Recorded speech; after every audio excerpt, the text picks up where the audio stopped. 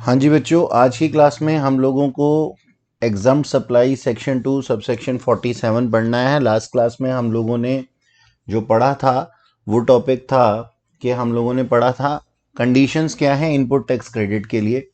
अब हम देखेंगे कि इनपुट टैक्स क्रेडिट का एग्जाम सप्लाई के साथ में क्या रिलेशन है और क्या फ़र्क पड़ता है इसका। तो देखिएगा मेरे साथ में, एग्जाम सप्लाई सबसे पहले तो हमें मतलब समझना है कि एग्जाम सप्लाई होता क्या है। एग्जाम सप्लाई हम बोल सकते हैं ऐसी सप्लाई को जिसपे कि इनपुट टैक्स क्रेडिट अलाउड ना हो। ठीक है जी, जिसके ऊपर की इनपुट टैक्स क्रेडिट अलाउड ना हो वो क्या है, एग्जम्प्ट सप्लाई है। जैसे कि सप्लाई जिसके ऊपर की नील रेट होता है तो वो क्या होता है सर, वो हमारे पास में एग्जम्प्ट सप्लाई की तरह माना जाता है।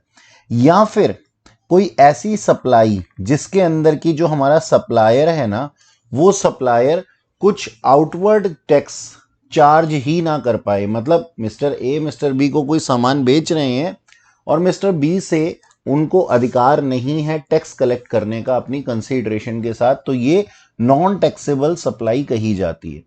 इसके अलावा भी एग्जम्प्ट सप्लाई के अंदर कुछ और चीज आती है, जैसे कि मान लीजिए कि कोई पर्सन ऐसी सप्लाई दे रहा है जो कि आउटवर्ड के अंदर एग्जम्प्ट है, यानी कि हमने ये बोला उसके ऊपर आप टैक्स नहीं चार्ज कर सकते।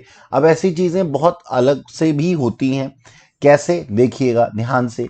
मान लीजिए मैं एक सर्विस प्रोवाइडर हूं, मिस्टर एक्स एक सर्विस प्रोवाइडर है और मिस्टर वाई जो है वो एक सर्विस रिसिपिएंट है। मिस्टर एक्स ने मिस्टर वाई को कुछ सर्विसेज दी, ठीक है जी, कुछ सर्विसेज दी, और मिस्टर वाई जो थे वो आरसीएम के अंदर बाउंड थे टैक्स पे करने के लिए। तो मिस्टर वाई ने कंसीडरेशन तो दिया मिस्टर एक्स को और टैक्स पे किया गवर्नमेंट को। तो अब इस हिसाब से मिस्टर एक्स क्या है, मिस्टर एक्स जो हैं एग्जम्प्ट फ्रॉम टैक्स हैं। तो यहां देखिएगा यही चीज लिखी हुई है कि supply fully exempt from outward tax, यानी कि वो आउटवर्ड टैक्स नहीं चार्ज कर सकते। और इसके अंदर इंक्लूड होता है क्या, outward supply by supplier taxable under RCM, यानी कि वो टैक्सेबल तो है लेकिन उसके बिहाफ पे उसका रेसिपिएंट टैक्स पे कर रहा है। ठीक है जी। अब यहाँ पे यही एग्जांपल दिया हुआ है, जैसा कि आप जानते हैं कि कंपनी जो कि प्रोवाइड कर रही है sponsorship services only to another company, such a supply shall be treated as exempt supply from the perspective of supplier। ये हमने पढ़ा हुआ है पहले के लेक्चर्स में। ठीक है जी। तो इस तरीके से एक सप्लाई को हम एग्जम्प्ट सप्लाई कहते हैं। तो अब हमने ये तो समझ लिया कि एग्जम्प्ट सप्लाई होता क्या है, एग्जम्प्ट सप्लाई होता क्या है। अब एग्जम्प्ट सप्लाई का क्या ट्रीटमेंट होगा वो हम लोगों को देखना है। ठीक है, आईटीसी के हिसाब से हम कैसे इसको देखते हैं ये हमें सीखना पड़ेगा। अच्छा, एग्जम्प्ट सप्लाई के बाद में हम क्या करते हैं, जीरो रेटेड सप्लाई भी पढ़ लेते हैं। Section 16 subsection 1 of IGST act क्या बोलता है कि हमारी जीरो रेटेड सप्लाई क्या होती है। मैंने बोला ना अभी नील रेटेड, नील रेटेड यहाँ पे हमने पढ़ा अभी नील रेटेड। तो ये नील रेटेड या जीरो रेटेड सप्लाई क्या होता है इसको समझते हैं। मान लीजिए हमने क्या किया, कोई एक्सपोर्ट किया है, कोई एक्सपोर्ट किया है फॉरेनर से, हम टैक्स अगर लेने लग जाएंगे तो फॉरेन में हमारी जो चीज़ें हैं उसको खरीदेगा कौन। अगर हम हैवी टैक्स लगाने लग जाएंगे तो वो चीज़ें महंगी हो जाएंगी, और महंगी हो जाएंगी तो वो चीज़ें खरीदेगा कौन। और एक बात मैं आप लोगों को बता दूं, आप लोगों को मालूम भी होगा कि कोई भी कंट्री की गवर्नमेंट जो सबसे ज़्यादा कीन होती है वो होती है फॉरेक्स के अंदर। यानी कि वो चाहते हैं कि फॉरेक्स उनके पास में आए और वो लोग क्या नाम है, फॉरेन करेंसी को जोड़े अपने पास में। तो इसी चीज को ध्यान में रखते हुए हम क्या कहते हैं, हम ये बोलते हैं सर एक्सपोर्ट अगर हम करते हैं तो एक्सपोर्ट के अंदर हम टैक्स नहीं लगाते, जीरो रेटेड सप्लाई हम देते हैं। अच्छा, एक तो हो गया एक्सपोर्ट और दूसरा हो गया supply to the units in SEZ या फिर developer of SEZ. Special economic zone क्या होता है, स्पेशल इकोनॉमिक जोन होता है सर, हम क्या करते हैं एक एरिया को डेवलप करने के लिए, और जनरली एक्सपोर्ट का सामान इसके अंदर जनरली बनाया जाता है, तो यहाँ पे भी हम क्या देखते हैं कि एक्सपोर्ट के साथ ही कहीं ना कहीं जुड़ ही जाता है। तो स्पेशल इकोनॉमिक जोन है, उनको हम सर्विसेज दे रहे हैं, या फिर developer of special economic zone को अगर हम कोई सर्विसेज दे रहे हैं, वो जीरो रेटेड सप्लाई के अंदर आती हैं। अब देखिएगा, अगर हम एक्सपोर्ट कर रहे हैं तो उसके ऊपर तो हम टैक्स लगाते ही नहीं हैं। यानी कि मान लीजिए मिस्टर ए ने कोई चीजें खरीदी, कोई गुड्स परचेज की इन्होंने गुड्स, ठीक है।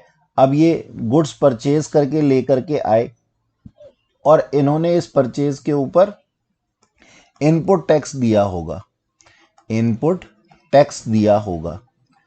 अब परचेज करने के बाद जब ये सेल कर रहे हैं, ये सेल कर रहे हैं कहां पे, बाहर सेल कर रहे हैं इसको, out of India, out of India, ठीक है ना, यानी कि एक्सपोर्ट कर रहे हैं, तो ये इसके ऊपर आउटवर्ड टैक्स चार्ज नहीं कर सकते। अब जब ये आउटवर्ड टैक्स चार्ज नहीं कर सकते तो हम इसको क्या बोलेंगे सर, ये हमारे पास में एग्जम्प्ट कैटेगरी के अंदर आ जाते हैं। अब आप खुद सोच करके देखिए कि जब ये आउटवर्ड टैक्स चार्ज नहीं कर सकते तो क्या इनको इनके इनपुट टैक्स के ऊपर इनपुट टैक्स क्रेडिट मिलेगा? Answer is no. तो इनपुट टैक्स क्रेडिट नहीं मिलेगा किस केस में, एग्जम्प्ट सप्लाई के केस में।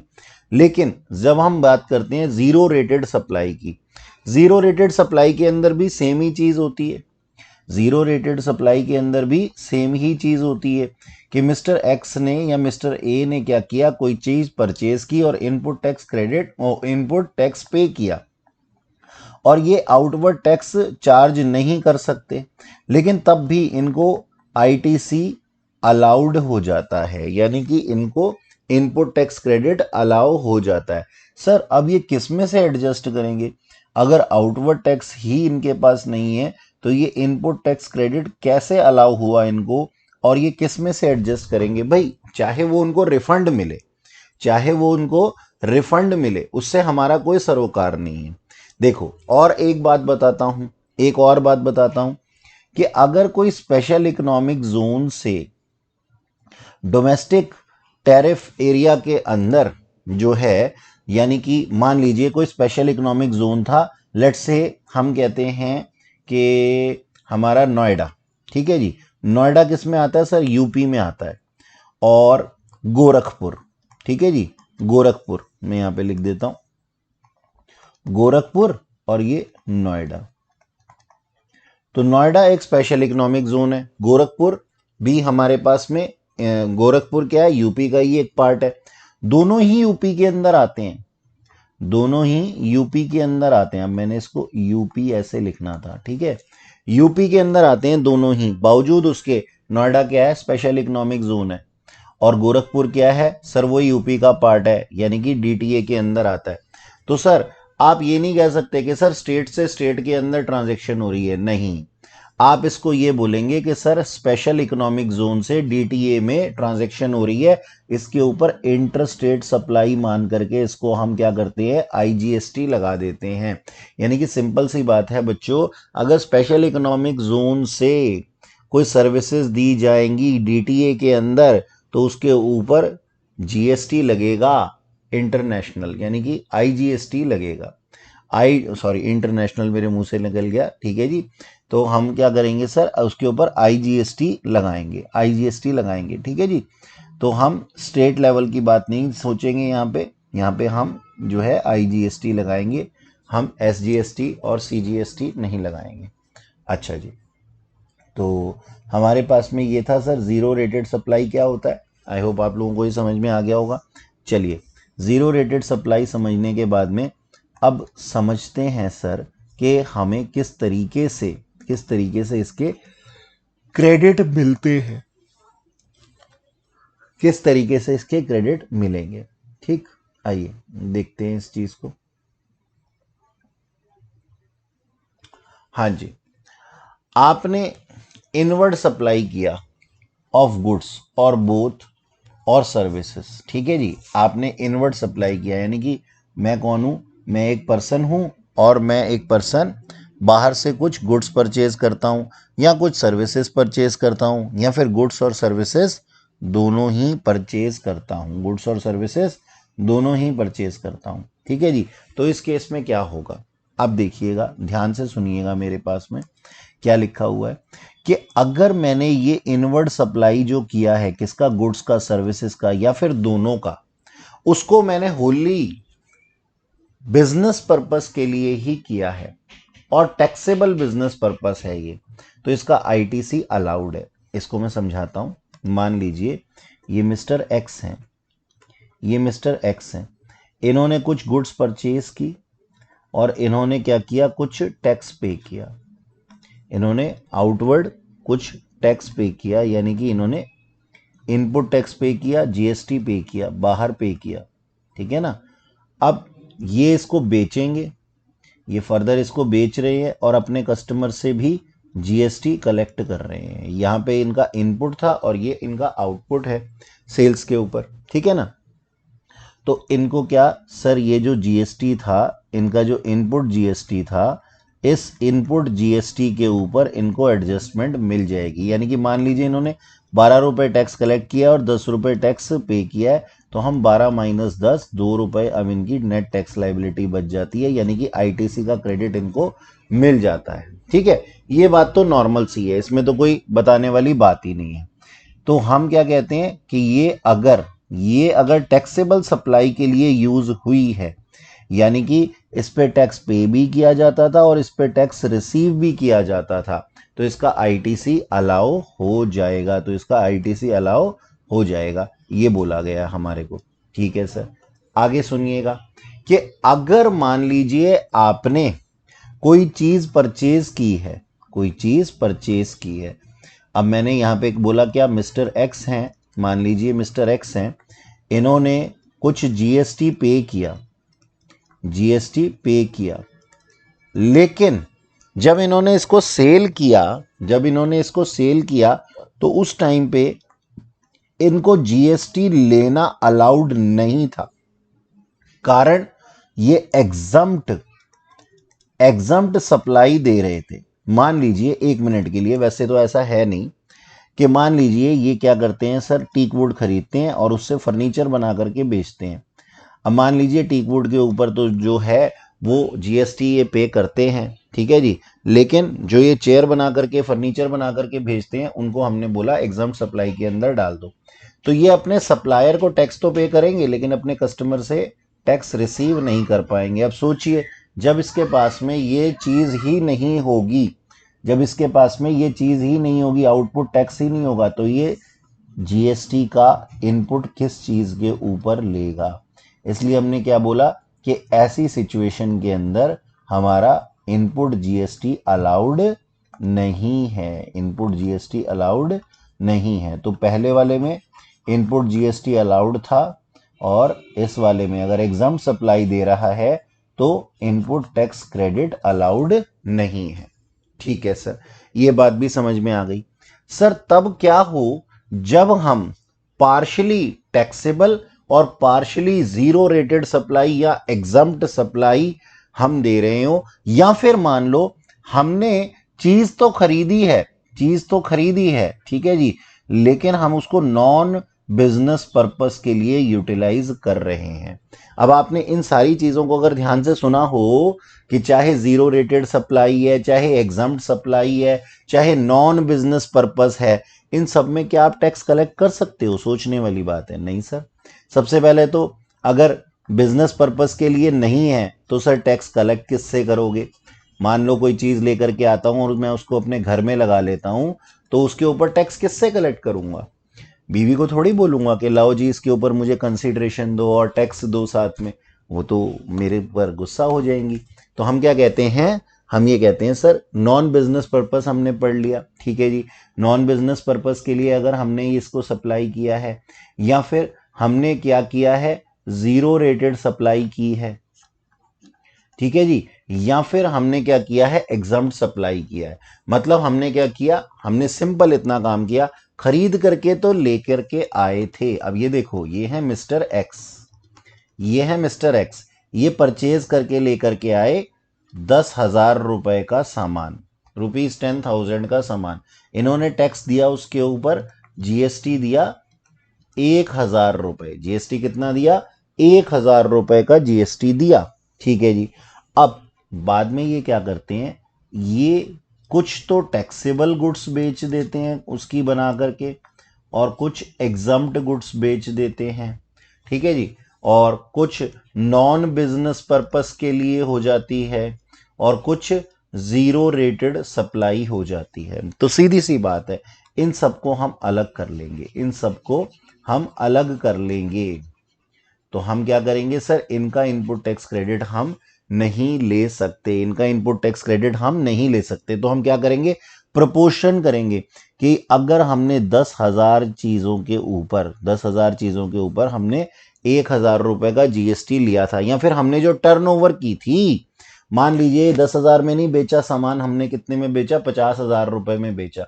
अगर 50,000 रुपए के ऊपर 1,000 रुपए का जीएसटी है, तो बताइए इनका जितना भी दाम होगा उस पे जीएसटी कितना होगा, और वो जीएसटी हमें क्या करना पड़ेगा, वो जीएसटी प्रोपोर्शनेट जीएसटी जो है वो हमारे को क्या करना पड़ेगा, रिवर्स करना पड़ेगा, वापस करना पड़ेगा, वापस करना पड़ेगा। ठीक है। तो आओ इस चीज को एग्जाम्पल से भी सीखेंगे, पहले पढ़ लेते हैं जो मैंने बताया वही चीजें यहां पे लिखी हुई हैं। आओ जी पढ़ लेते हैं जरा। देखो क्या लिखा है यहाँ पे सिंपल सिंपल लैंग्वेज में बातें लिखी हैं। क्या लिखा है कि ITC is available only with respect to inward supply used for business और टैक्सेबल पर्पस और जीरो रेटेड सप्लाई। ठीक है जी, इसके लिए अलाउड है।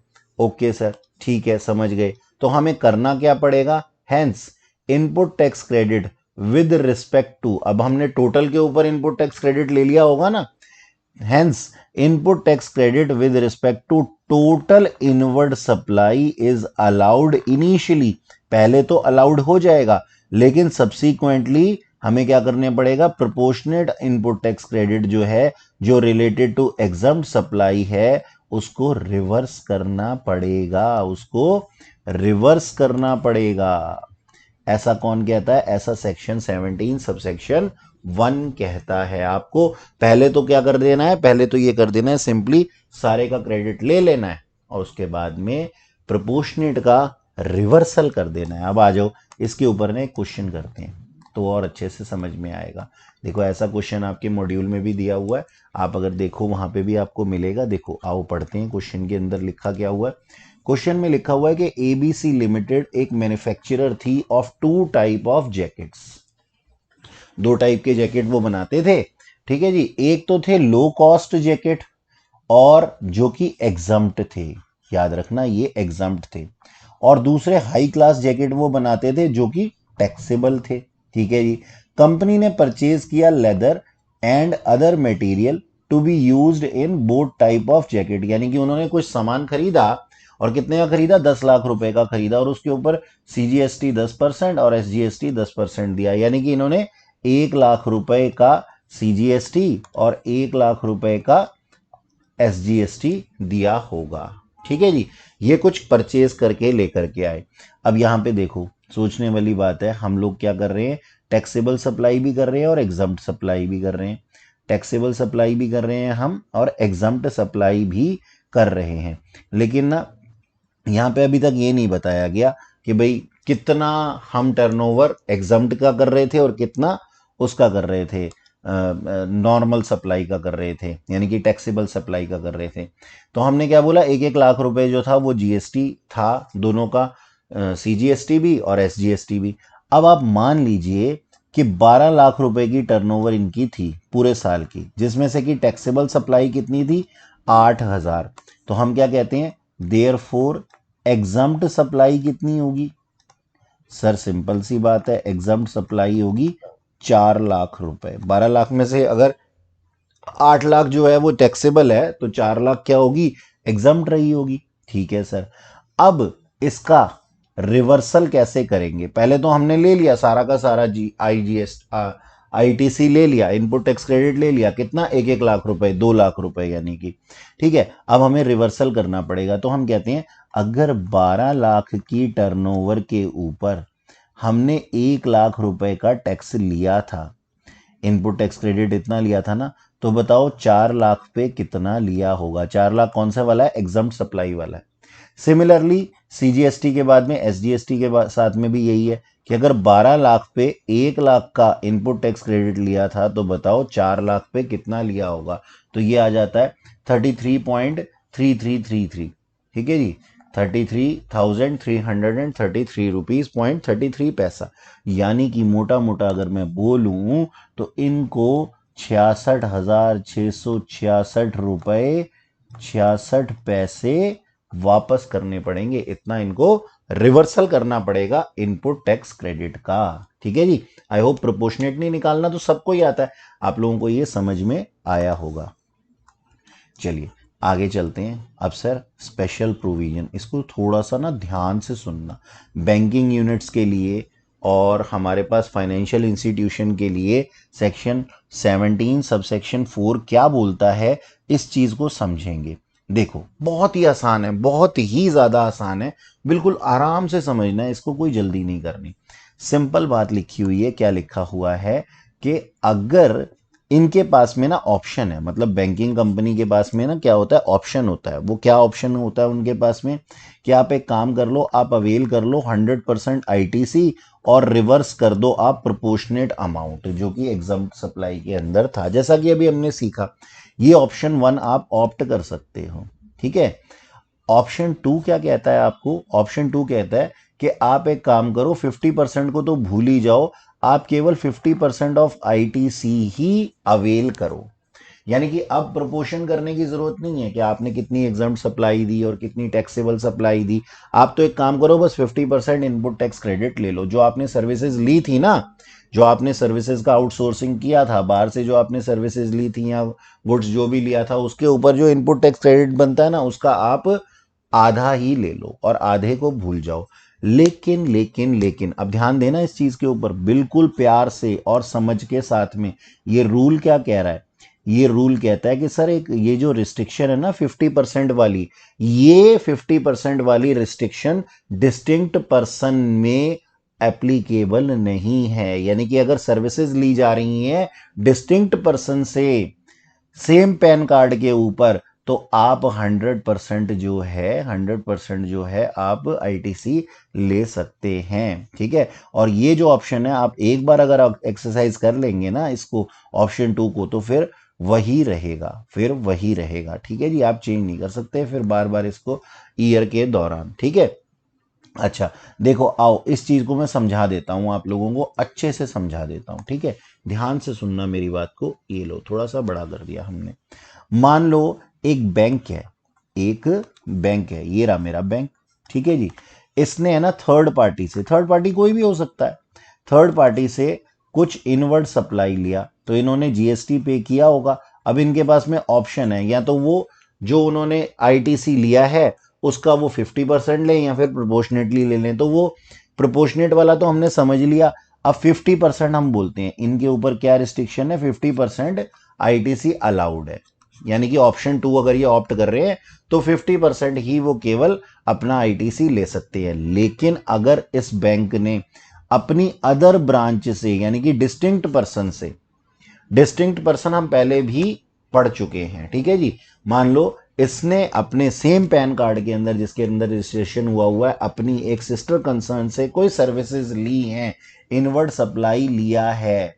ठीक है जी, इनवर्ड सप्लाई लिया है, तो इसके ऊपर वो 100% जीएसटी आईटीसी क्लेम कर सकते हैं। यानी कि उन्होंने जो जीएसटी पे किया है ना, उसका 100% क्लेम कर सकते हैं। यानी कि सर सिंपल सी बात है, अगर बैंक किसी थर्ड पार्टी से सर्विसेज लेगा तो जितना उसने टैक्स पे किया उसका 50% वो ले सकता है।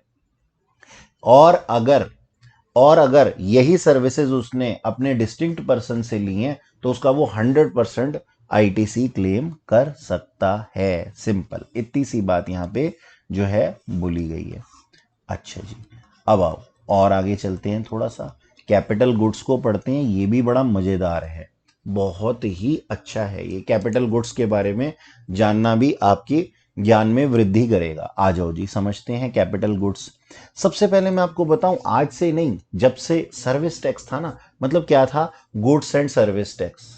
ठीक है जी। जीएसटी के अंदर सर्विस टैक्स की ज़्यादा डोमिनेशन रही है, यानी कि ज़्यादा जो यहाँ पे सेक्शंस लिखे गए हैं या फिर जो रूल्स बनाए गए हैं वो किसके हिसाब से बनाए गए हैं, सर्विस टैक्स के हिसाब से बनाए गए हैं।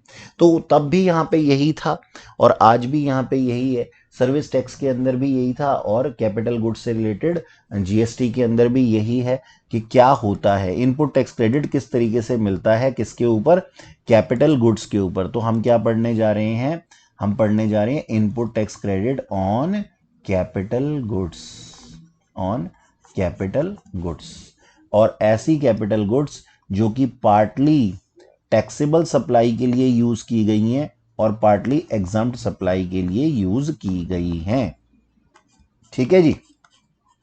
ओके, जैसे मान लो 1 मिनट के लिए देखो, एक छोटा सा एग्जांपल देता हूं, ऐसा है नहीं, ठीक है, लेकिन फिर भी एक एग्जांपल बनाते हैं हम। मान लो एक कैपिटल गुड्स खरीदी गई, ठीक है, क्या बोलूं मैं यहाँ पे, पिज़्ज़ा हट डिलीवरी है, ठीक है जी, PHD, ठीक है, पिज़्ज़ा हट डिलीवरी। तो अब पिज़्ज़ा हट डिलीवरी ने ना क्या किया, अपने पास में ना एक बाइक खरीदी, बाइक। तो उसने क्या किया होगा, कुछ जीएसटी पे किया होगा बाहर, ठीक है, कुछ जीएसटी पे किया होगा। ये बाइक क्या है, इनकी कैपिटल गुड्स है, क्योंकि इस पे इनका डिलीवरी बॉय क्या करता है, डिलीवरी देने जाता है, तो कैपिटल गुड्स है ये इनकी। ओके सर, अब ना ये इससे पिज़्ज़ा हट डिलीवरी वाले ना इससे बर्गर भी बेचते हैं और इससे पिज़्ज़ा भी बेचते हैं। सर पिज़्ज़ा हट डिलीवरी पे तो बर्गर मिलता ही नहीं है। अरे मान लो ना मिलता है, ठीक है, और बर्गर जो है ये भी मान लो ये एग्जम्प्ट सप्लाई के अंदर आ रहा है और पिज़्ज़ा जो है वो टैक्सेबल सप्लाई के अंदर आ रहा है। तो हम कौन से केस की बात कर रहे हैं। अब देखो ये बाइक से जब छोड़ने गया था तो बाइक से इसने क्या नाम है, बर्गर की भी डिलीवरी की जो कि एक एग्जम्प्ट गुड्स है, और एक टैक्सेबल गुड्स जो पिज़्ज़ा है उसकी भी डिलीवरी की। तो यहाँ पे लिखा क्या हुआ है, यहाँ पे लिखा हुआ है बहुत ही अच्छे अंदाज में कि sir input tax credit on capital goods जो कि यूज की गई हैं पार्टली फॉर टैक्सेबल सप्लाई और पार्टली फॉर एग्जम्प्ट सप्लाई। यानी कि पहले हमें इसकी हेडिंग को समझना जरूरी है, ठीक है। अच्छा चलो अब इसके ऊपर इनपुट टैक्स क्रेडिट के रूल्स पढ़ेंगे। सबसे पहले मैं आप लोगों को बता दूं कि ये जो हमारी कैपिटल गुड्स होती है ना, इसके ऊपर इनपुट टैक्स क्रेडिट मिलता है 5 ईयर्स में। 5 ईयर्स में मतलब कि हम कहते हैं 60 मंथ्स के अंदर, धीरे धीरे धीरे धीरे करके हम 60 मंथ्स तक इसका इनपुट टैक्स क्रेडिट लेते हैं, ठीक है। जैसे हम करते हैं ना अकाउंट्स के अंदर डेप्रिसिएशन लगाते हैं धीरे धीरे धीरे धीरे over a period of time. तो यहाँ पे कैपिटल गुड्स की जो इनपुट टैक्स क्रेडिट का जो लाइफ है वो कितना है, वो है 60 मंथ। तो यहाँ पे क्या लिखा हुआ है, total ITC on capital goods is booked initially and it is relevant for 60 month, 60 महीने, ठीक है। एमसीक्यू में भी पूछा जा सकता है ये। In such a case capital goods is use for exempt as well as taxable supply, यानी कि इस पूरे टाइम पीरियड के अंदर हो सकता है कि वो कैपिटल गुड्स जो हैं वो एग्जम्प्ट सप्लाई और टैक्सेबल सप्लाई दोनों के अंदर हुई हो। तो अब हम क्या करेंगे, अब हम ये करेंगे कि इनपुट टैक्स क्रेडिट जो एग्जम्प्ट सप्लाई से रिलेटेड है ना उसको हमें रिवर्स करना पड़ेगा मंथली बेसिस पे, मंथली बेसिस पे, ठीक है। और ये मंथली बेसिस हम निकालेंगे कैसे, यानी कि 60 महीने में, मतलब मान लो कि हमने ना टर्नओवर किया, हमने टर्नओवर किया किस तरीके से कि मैंने ये कहा कि मान लो पहले मंथ में मैंने कितने की टर्नओवर की, मैंने टर्नओवर की मान लो 1 लाख रुपीस की, ठीक है जी, 1 लाख रुपीस की। और मेरा कैपिटल गुड्स कितने का था, अब इसके अंदर से टर्नओवर के हिसाब से मैंने एग्जम्प्ट सप्लाई की है मान लो 60,000 की, और जो टैक्सेबल सप्लाई की है वो मान लो मैंने की है 40,000 रुपीज की। तो जैसे अभी हमने प्रोपोर्शनेटली थोड़ी देर पहले देखा था ना, ठीक वैसे ही करेंगे हम। तो एक मंथ का निकाल लेंगे, हमने टर्नओवर किया जी 1 लाख रुपए, एग्जम्प्ट किया उसमें से, एग्जम्प्ट सप्लाई किया 60,000 और टैक्सेबल सप्लाई किया 40,000 रुपए। तो अब एग्जम्प्ट सप्लाई के ऊपर जो हमारा एक मंथ का टैक्स का क्रेडिट बनता था ITC for 1 month, for 1 month, ठीक है जी, जितना भी बनता था उसमें से 60,000 के ऊपर 60,000 का प्रोपोर्शन बना लेंगे, वो हमें क्या करना पड़ेगा, रिवर्स करना पड़ेगा, उसको हमें रिवर्स करना पड़ेगा, यही लिखा हुआ है यहाँ पे। देखो क्या लिखा हुआ है, एक बार पढ़ लेते हैं। इन such a case such capital goods is used both for exempt as well as taxable supply. Input tax credit related to exempt supply shall be reversed monthly on the ratio of exempt turnover and taxable turnover। यानी कि 6:4 की ratio बन रही है ना यहाँ पे भी, जो मैंने एग्जांपल दिया था, तो उसी रेशो में हमारे को क्या करना पड़ेगा सर, रिवर्स करना पड़ेगा। सिंपल है, बहुत ही सिंपल है, ठीक है। अच्छा जी, चलिए आगे चलते हैं, आगे देखते हैं फिर। हाँ जी, अब मेरी बात सुनना जरा और ध्यान से। अब मेरी बात, इनपुट टैक्स क्रेडिट मिलेगा, ठीक है, इनपुट टैक्स क्रेडिट मिलता है, वो हमें मालूम है। लेकिन अब हम इफेक्टिव डेट ऑफ रजिस्ट्रेशन, जब हमने रजिस्ट्रेशन चैप्टर पढ़ा था, इफेक्टिव डेट ऑफ रजिस्ट्रेशन पढ़ी थी, है ना, तो उसी से रिलेटेड चीजें अब हम आप यहाँ पे आईटीसी के अंदर पढ़ेंगे। और जो मैं अभी आपको बताऊंगा ना, आपको पहले से मालूम भी होगा। देखो मैं समझाता हूं आप लोगों को, समझो। मान लो हमारे पास में एक डे था, मैंने इसका नाम रख दिया T0, और ये लाइबल है। इस दिन मेरा जो बिजनेस है ना, लाइबल है रजिस्ट्रेशन के लिए। कौन से रजिस्ट्रेशन के लिए, सेक्शन 22 और सेक्शन 24 वाला, ठीक है जी, लाइबल है। जब मैं कहता हूं ना लाइबल है फॉर रजिस्ट्रेशन, यानी कि यहाँ पे मैं वॉलेंट्री रजिस्ट्रेशन की बात नहीं कर रहा हूं, यहाँ मैं कंपलसरी रजिस्ट्रेशन की बात कर रहा हूं, ठीक है जी। तो मेरा बिजनेस लाइबल हो गया रजिस्ट्रेशन के लिए, और 30 दिनों के अंदर अंदर, रूल्स क्या कहते हैं, 30 दिनों के अंदर अंदर अप्लाई कर दो रजिस्ट्रेशन सर्टिफिकेट के लिए, ठीक है, वरना हम तुम्हारी वाट लगा देंगे। ठीक है जी, ओके। तो मैं डर गया, गवर्नमेंट से मैं डर गया, और मैंने क्या बोला, मैंने कहा हाँ सर ठीक है, मैं 30 डेज के अंदर अंदर रजिस्ट्रेशन के लिए अप्लाई कर देता हूं। मैंने क्या किया, विद इन 30 डेज रजिस्ट्रेशन के लिए अप्लाई कर दिया। और फिर 7 दिनों के अंदर अंदर, प्रोसेस पढ़ी थी ना हमने उस चैप्टर के अंदर, ठीक है, तो 7 दिनों के अंदर अंदर मेरे को रजिस्ट्रेशन सर्टिफिकेट भी मिल गया। अब सोचो मेरी इफेक्टिव डेट क्या है। अब रूल्स क्या कहते हैं, उस चैप्टर में हमने पढ़ा था ना कि अब आपको यहां से 1 महीने के अंदर अंदर, यहां से अगले 1 महीने के अंदर सारे के सारे इनवॉइसेस बनाने होंगे। कब से, इस डेट से लेकर के इस डेट तक। यानी कि आपकी इफेक्टिव डेट ऑफ सप्लाई क्या मान लेंगे, इफेक्टिव डेट ऑफ रजिस्ट्रेशन क्या मान लेंगे, ये मान लेंगे।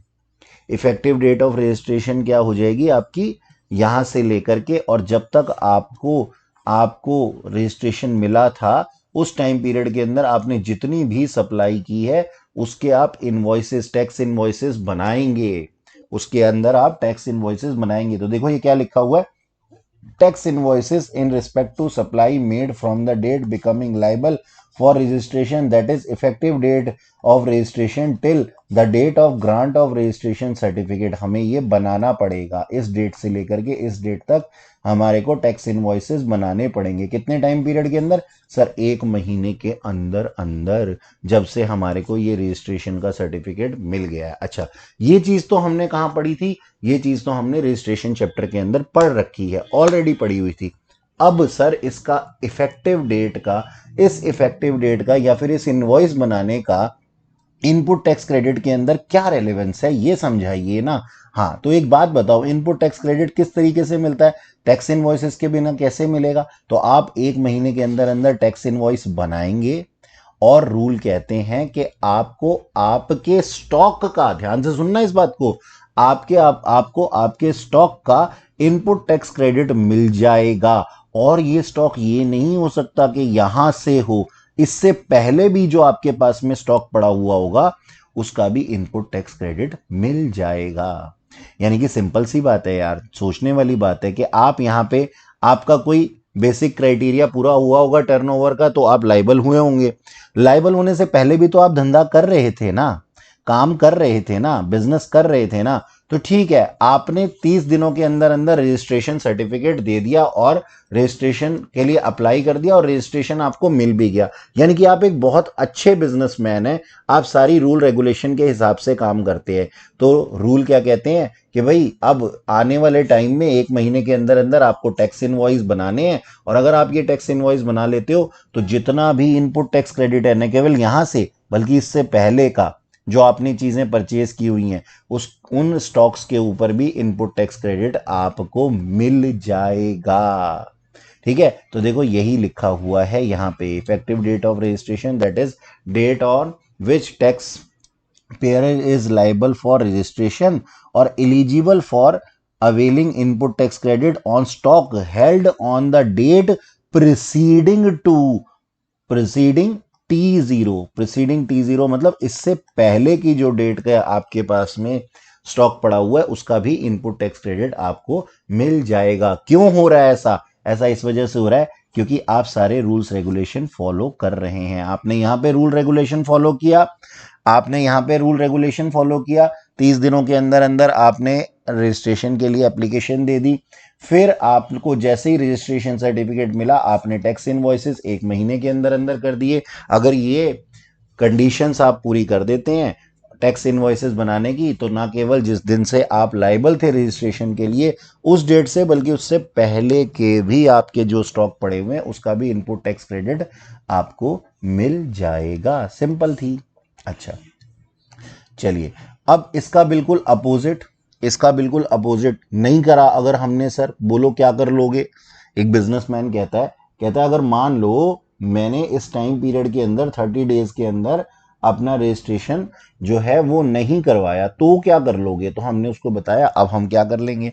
देखो जी, आपका लाइबिलिटी थी T0 पे सेक्शन 22 और 24 के अंदर 30 डेज के अंदर आपने रजिस्ट्रेशन करा लिया। ठीक है, 30 डेज के अंदर आपको रजिस्ट्रेशन कराना था, कराया नहीं आपने, लेकिन आपने कब किया? 34, यानी कि आपने अप्लाई किया फॉर रजिस्ट्रेशन 34 डे में। गलती किया ना? हाँ सर बिल्कुल गलती किया। अब 7 दिन बाद आपको रजिस्ट्रेशन सर्टिफिकेट मिला, यानी कि डे 40 पे रजिस्ट्रेशन सर्टिफिकेट मिला, तो आप एक नालायक बिजनेसमैन है, आपने 30 नहीं 34 डे में अप्लाई किया।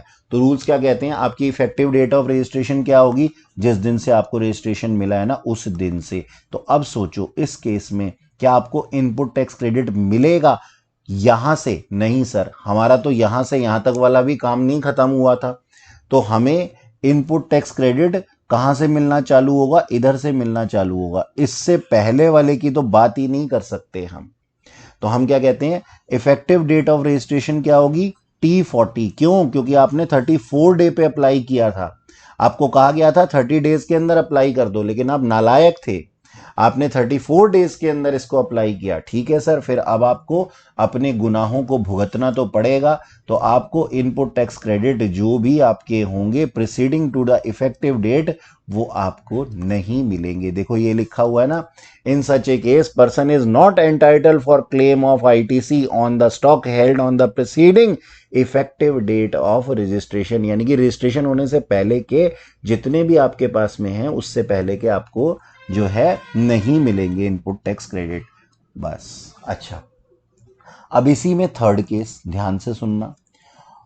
मान लो आप एक वॉलेंट्री रजिस्ट्रेशन के अंदर आ रहे थे, मतलब आप एक बहुत ही भोले भाले बिजनेसमैन थे, आपने जैसे ही बिजनेस ओपन किया आपने क्या किया? सर मैं रजिस्ट्रेशन कराना चाहता हूं, वॉलेंट्रीली रजिस्ट्रेशन कराना चाहता हूं। जब आप वॉलेंट्री रजिस्ट्रेशन करा रहे हैं तो मैं ये तो नहीं कह सकता ना कि you are liable for registration under section 22 and 24, मैं ये कह ही नहीं सकता। आप लाइबल है ही नहीं, आपकी उतनी टर्नओवर ही नहीं है अभी। तो ठीक है सर, यहां पे हमने क्या किया? आपने खुद ही अप्लाई कर दिया वॉलेंट्री रजिस्ट्रेशन के लिए। जैसे ही आपने अप्लाई किया और आपको 7वें दिन रजिस्ट्रेशन मिल गया, तो आपकी इफेक्टिव डेट क्या होगी? T7, यानी कि जिस दिन से आपका रजिस्ट्रेशन सर्टिफिकेट आपको मिला था। तो यानी कि आप अच्छे हैं, आप अच्छे बिजनेसमैन हैं, आपकी इफेक्टिव डेट यहां से होगी। हम ये बोलते हैं कि इस डेट से पहले जितने भी आपके स्टॉक पड़े हुए थे, अब आप लाइबल तो थे ही नहीं, इस डेट से पहले जितने भी आपके स्टॉक आपने परचेज करके रखे हुए थे उन सब के ऊपर आपको आईटीसी मिल जाएगा। यानी कि 100 बातों की एक बात, सिंपल सी बात है सर। 3 केस हैं, हमें क्या देखना है? 30 दिनों के अंदर अंदर अगर आपने 30 दिनों के अंदर अंदर अगर आपने रजिस्ट्रेशन के लिए अप्लाई कर दिया, कब से? जब से आप इफेक्टिव थे, जब से आपकी इफेक्टिव डेट थी, और उससे 30 दिनों के अंदर अंदर आपने रजिस्ट्रेशन करा लिया। ठीक है, और उसके बाद में जिस दिन से आपको रजिस्ट्रेशन मिला है 1 महीने के अंदर अंदर टैक्स इनवॉइसेस लिख दिए, तो आपको इनपुट टैक्स क्रेडिट मिल जाएगा पहले का भी। अदरवाइज अगर आपने रजिस्ट्रेशन जो है वो लाइबल होने के 30 दिनों के बाद किया है तो आपको पहले के अमाउंट के पहले के आईटीसी आपको नहीं मिलेंगे। ठीक है जी। और नंबर 3, अगर आप लायबल नहीं थे फिर भी आप रजिस्ट्रेशन के लिए अप्लाई कर रहे हैं तो आप बहुत ही अच्छे हैं। ठीक है जी। तो हम आपको इनपुट टैक्स क्रेडिट देंगे। यानी कि कब नहीं देंगे? सिर्फ तभी नहीं देंगे जब आपने 30 दिनों के अंदर अंदर अप्लाई नहीं किया, तब आपको इनपुट टैक्स क्रेडिट पहले का नहीं मिलेगा, बिल्कुल नहीं मिलेगा। ठीक जी। अच्छा, अब सेक्शन 18 क्या कहता है इसकी भी सुनेंगे हम। सेक्शन 18 कहता है स्पेशल सर्कमस्टांसेस जिसके अंदर की अवेलमेंट होती है किसकी? क्रेडिट की अवेलमेंट होती है। ठीक है जी। अब सुनिए, इसको भी सुनिए ध्यान से। इसको थोड़ा सा जूम कर दिया जाए, एक सेकेंड। हाँ जी, ये रहा आपकी स्क्रीन पे। देखो जी, एक नया बिजनेस है, एक क्या है? नया बिजनेस है। ठीक है। और जो पर्सन था उसने अप्लाई किया था रजिस्ट्रेशन के लिए विद इन 30 डेज। यानी कि एक अच्छा बिजनेसमैन है ना। इसने क्या किया? इसकी टर्नओवर जैसे ही एक्सीड हुई एक लिमिट से, इसने 30 डेज के अंदर रजिस्ट्रेशन के लिए अप्लाई कर दिया। ओके। अब अगर इसने 30 डेज के लिए अंदर अप्लाई किया, 7 दिन बाद इसका रजिस्ट्रेशन सर्टिफिकेट बन करके आ जाएगा, तो हम इसको क्या दे देंगे sir? Credit, input tax credit दे देंगे। किसके ऊपर? स्टॉक्स के ऊपर, या फिर उसकी सेमी फिनिश्ड गुड्स के ऊपर, या फिर फिनिश्ड गुड्स के ऊपर। यानी कि वो स्टॉक हो, रॉ मटेरियल, सेमी फिनिश्ड या फिनिश्ड गुड्स कुछ भी हो, हम उसको इनपुट टैक्स क्रेडिट उसका दे देंगे। ठीक है जी। और कब से दे देंगे? On the day immediately preceding effective date of registration. ठीक है। लॉजिक क्या है इसके पीछे? लॉजिक सिंपल है कि सर जब से आपकी इफेक्टिव डेट ऑफ रजिस्ट्रेशन थी और आप लायबल थे, ठीक है जी, तो आप उस डेट से क्या कर सकते हो? उस डेट से आउटवर्ड टैक्स चार्ज कर सकते हो। यानी कि आपने अभी तो हमने क्या पढ़ा था कि हम इनपुट टैक्स क्रेडिट ले सकते हैं। ठीक है। तो जिस दिन से आपकी इफेक्टिव डेट है उस दिन से आप टैक्स भी चार्ज कर सकते हो ना। देखो ये वाला, ये तो आपने टैक्स पे किया था। ठीक है। ये आपने टैक्स पे किया था अपनी परचेजेस के ऊपर। अब आप सेल कर रहे हो तो उसके ऊपर टैक्स चार्ज भी कर सकते हो। क्यों? क्योंकि आपको रजिस्ट्रेशन सर्टिफिकेट मिल गया ना। आपको रजिस्ट्रेशन सर्टिफिकेट मिल गया, तो अब आप इन सारी गुड्स के ऊपर, अदर देन कैपिटल गुड्स, इन सारी गुड्स के ऊपर आप क्या कर सकते हो? अपना इनपुट टैक्स क्रेडिट ले सकते हो। लेकिन आपको इनपुट टैक्स क्रेडिट लेने का अधिकार नहीं है कैपिटल गुड्स पे। कब से? Prior to effective date of registration. भाई कैपिटल गुड्स के ऊपर हम आपको तभी क्या नाम है वो देते हैं, इफेक्टिव डेट ऑफ रजिस्ट्रेशन से ही देते हैं। इस केस में जैसे मैंने बोला था ना, अभी पिज्जा हट डिलीवरी वाले ने एक बाइक परचेज की और उससे वो क्या कर रहा है? 60 मंथ के अंदर अपने इनपुट टैक्स क्रेडिट ले सकते हैं। तो वो 60 मंथ कब से स्टार्ट होंगे? जब से आपकी इफेक्टिव डेट ऑफ रजिस्ट्रेशन होगी। लेकिन स्टॉक के केस में ऐसा नहीं होता। स्टॉक अगर पुराना भी पड़ा हो उससे पहले का भी इनपुट टैक्स क्रेडिट आपको मिल सकता है। तो कैपिटल गुड्स के ऊपर नहीं मिलेगा, नॉर्मल पे मिलेगा। ठीक है। किसके अंदर? जब आप एक न्यू बिजनेस के अंदर आ रहे हैं। अच्छा, अब देखो, ये तो वो पर्सन था जिसके ऊपर ऑब्लिगेशन थी सेक्शन 22 और सेक्शन 24 के अंतर्गत। ठीक है। एक पर्सन वो भी होता है ना जो वॉलेंटरीली रजिस्ट्रेशन करा लेता है। वॉलेंटरीली अगर आपने रजिस्ट्रेशन कराया, अगेन मैं फिर से वही कहूंगा, सारी की सारी प्रोसेस वैसे ही चलेगी। क्या चलेगी सर? आपने रजिस्ट्रेशन के लिए, आप लायबल नहीं थे लेकिन आपने रजिस्ट्रेशन करा लिया। ठीक है, बहुत अच्छी बात है। और 7 दिनों के अंदर अंदर आपका जो है वो रजिस्ट्रेशन सर्टिफिकेट बन करके आ भी गया। और फिर अब सोचने वाली बात है कि आप एलिजिबल हो जाएंगे किस चीज के लिए? अभी हमने पढ़ा था जितने भी आपके स्टॉक्स पड़े हुए हैं उनके ऊपर न केवल इफेक्टिव डेट से बल्कि उससे पहले की डेट से भी आप जो है अपना इनपुट टैक्स क्रेडिट उसका ले सकते हैं। यानी कि अगर आपके पास में कोई भी स्टॉक पड़ा हुआ है, पिछला स्टॉक भी पड़ा हुआ है, उसके ऊपर भी आप इनपुट टैक्स क्रेडिट ले सकते हैं। तो यहां पे क्या लिखा हुआ है? यहां पे यही बताया गया है कि सर स्टॉक कितने तरीके का है, स्टॉक रॉ मटेरियल भी हो सकता है, सेमी फिनिश्ड गुड्स भी हो सकती हैं और फिनिश्ड गुड्स भी हो सकती हैं, और इसके ऊपर आप अपना इनपुट टैक्स क्रेडिट जो है वो ले सकते हैं। कब से ले सकते हैं? अगर वो आपकी डेट ऑफ रजिस्ट्रेशन से, जिस दिन से आप लाइबल थे ना, उस डेट से पहले का भी अगर आपका कुछ पड़ा हुआ है उसका भी इनपुट टैक्स क्रेडिट ले सकते हैं। लेकिन अगेन मैं यहाँ पे ये कहूंगा कि आप कैपिटल गुड्स के ऊपर यहाँ पे भी इनपुट टैक्स क्रेडिट नहीं ले सकते। कब का? इफेक्टिव डेट ऑफ रजिस्ट्रेशन से पहले का कैपिटल गुड्स का इनपुट टैक्स क्रेडिट नहीं ले सकते। ठीक है जी। तो ये वाला था हमारे पास में सेक्शन 18 जो है ये अभी आधा ही हुआ है। ठीक है, नेक्स्ट क्लास में इसको पूरा किया जाएगा। ठीक है, और तब तक के लिए आप लोग इसको एक बारी रिवाइज कर लीजिएगा अपने पास में जो आज पढ़ाया है। ठीक है, थैंक यू वेरी मच।